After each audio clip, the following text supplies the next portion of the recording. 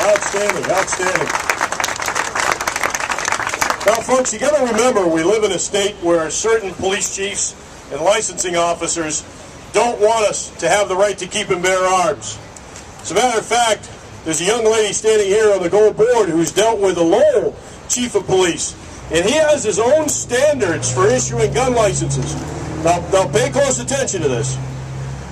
You own a business, you transport large sums of cash, or you have already been the victim of a violent crime. That should survive, right? Can we go back through that again, Chief, just to make sure? You know, the idea of preventing crime from happening? Well, the commissioner in Springfield actually says now that it's better to be an effective witness than an armed responder. So all of you trade in your high-cap mags for a piece of chalk, okay? So you can do the outline. Anyway, next up, Representative Matt Beaton, who, by the way, reminded everybody that swimming in a public water supply would be a permanent ineligibility to own a gun under this bill. And I say, boy, if you can put a ring around the quabbin, woo, you're doing something.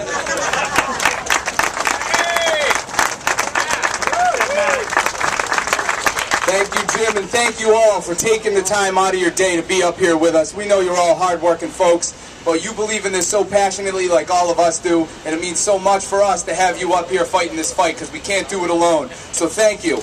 And look around. Notice who isn't here.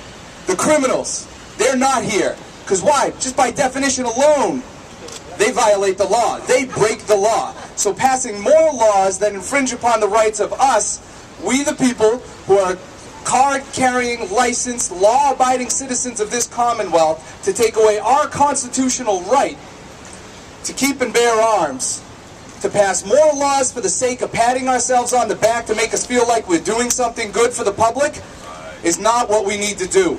We need to, like George Peterson said before me, Representative Peterson, we gotta kill this bill or seriously amend it. Because like Jim just mentioned, I think of the servicemen and women across seas that we give large capacity firearms to protect the sovereignty of this great nation, but only to come back if you swam in a public water supply, or my favorite, hit that exploding golf ball, you lose your license in Massachusetts in perpetuity forever. And that is wrong.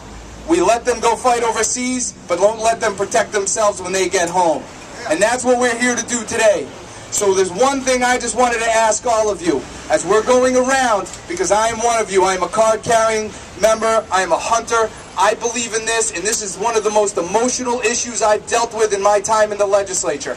But I ask you to control those emotions when we are out advocating for our cause. We have all the facts on our side, and together, when we present those facts and keep our emotions in check, we will win. So thank you all very much for coming out here today.